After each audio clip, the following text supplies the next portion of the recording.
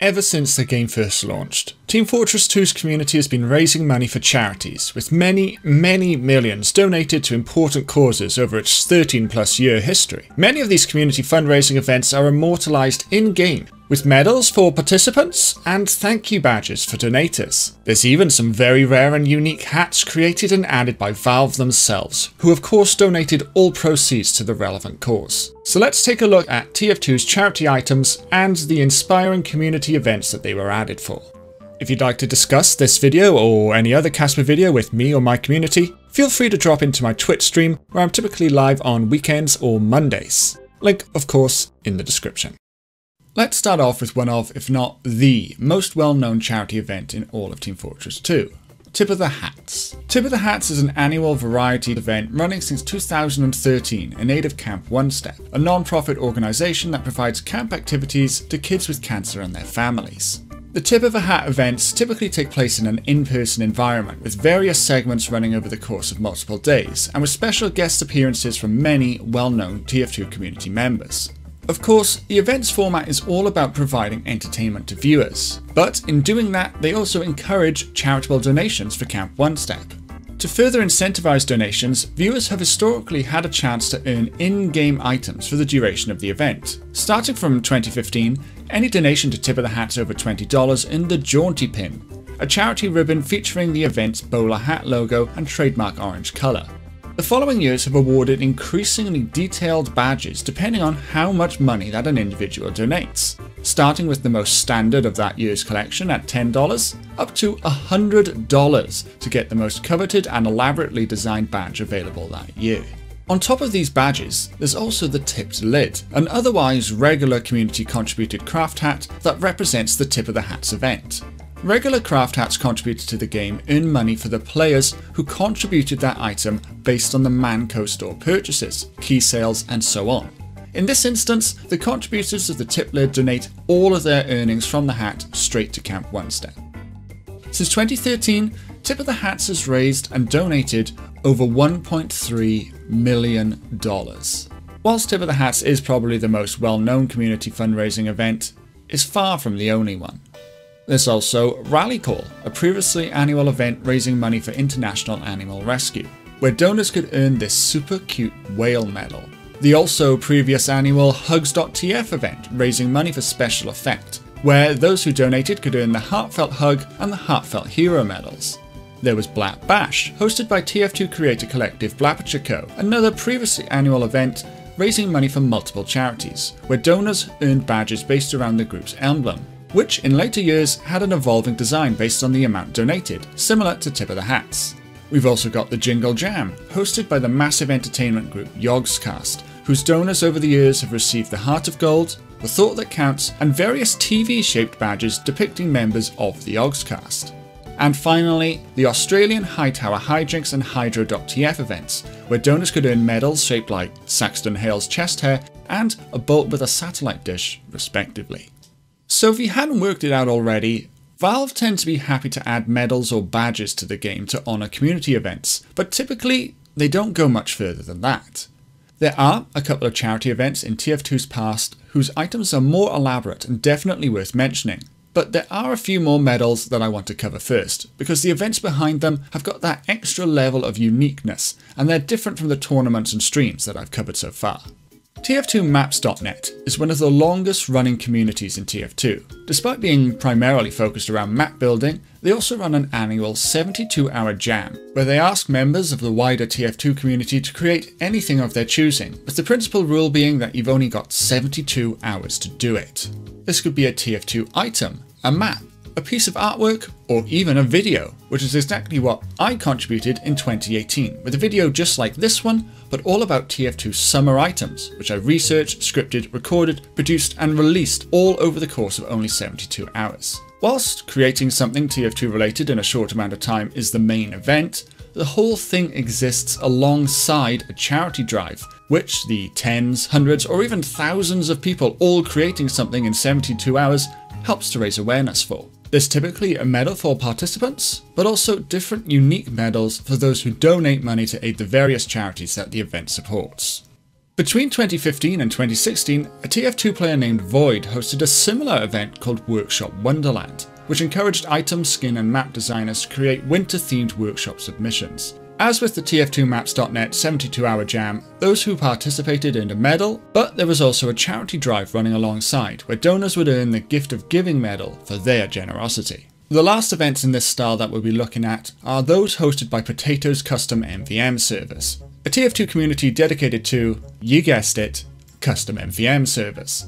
They host regular events focused around both creating and playing custom MVM missions, and as with the 72-hour jam and Workshop Wonderland, these events often take place alongside a charity drive, where the event participants earn one style of medal and donors to the charitable causes can earn another. Over the years, events have included 2019's Madness vs Machines in aid of Extra Life, where donors could earn the Hopeful Heart and Boundless Heart medals, the Titanium Tank event in 2020, raising money for COVID-19 relief, and awarded donors with the Gilded Giver and Chromatic Cardioid medals. And finally, in 2021, there was the Starched Silliness event, which saw funds raised for Doctors Without Borders, where benefactors will be awarded with a Curious Carbon for their generosity.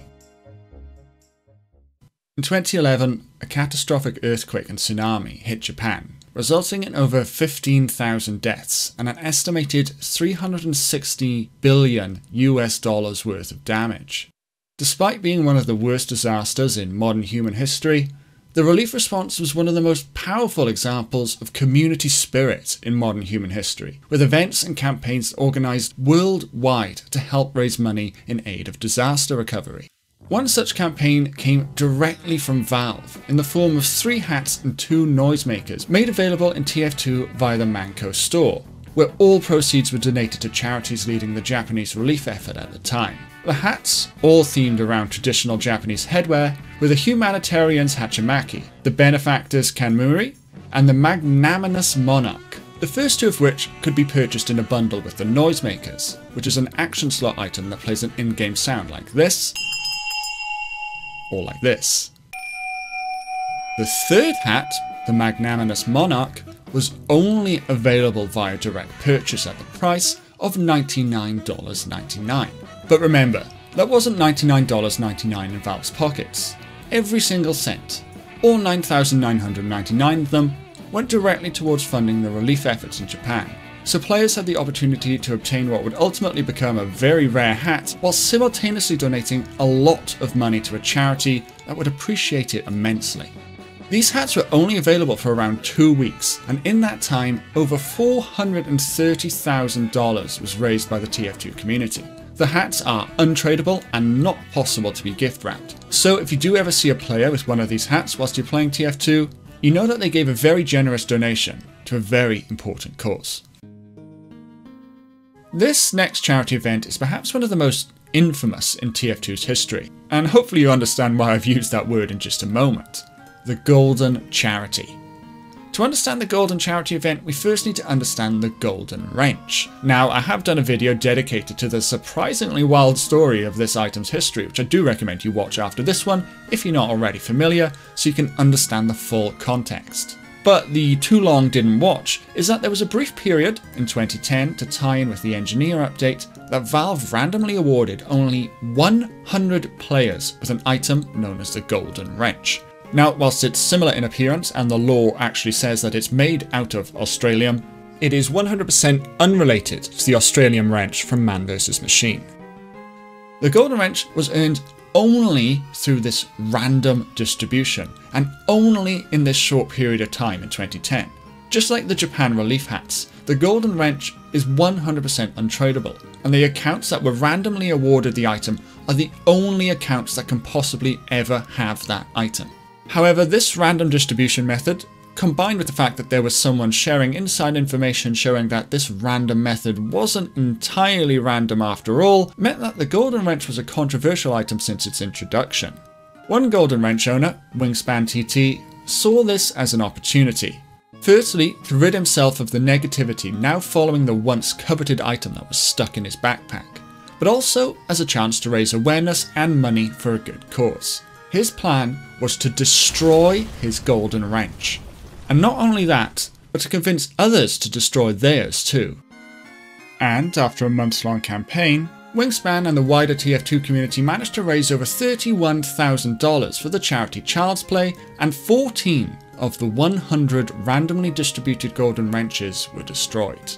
And the final line in this tale is an ironic, or perhaps poetic one, because a very special 101st golden wrench was granted by Valve to a player who won it as a prize in a charity auction for Child's Play. The very same charity that the Golden Charity event participants destroyed their wrenches for. Time really is a flat circle. The events and activities covered in this video were the ones that had a connection to in-game items, but that doesn't take anything away from the many events, fundraisers and charity drives in TF2's history that also raised money for a huge variety of good causes and non-profits that just simply aren't represented by an in-game badge or medal. So here's a huge shout out to the organisers, donors and supporters whose positive contributions have no doubt helped thousands of important causes worldwide, and will probably continue to do so for years to come, whether Valve decide to add any more items to the game or otherwise. Also want to give a big thank you to Ethan, who suggested this topic in my Twitch chat. Thanks Ethan, what a great idea. If you enjoyed this video, you might enjoy this one about the Golden Wrench, or this one about TF2's summer themed items. You might also want to subscribe if you haven't already, and I'll see you in the next video. Thank you, bye!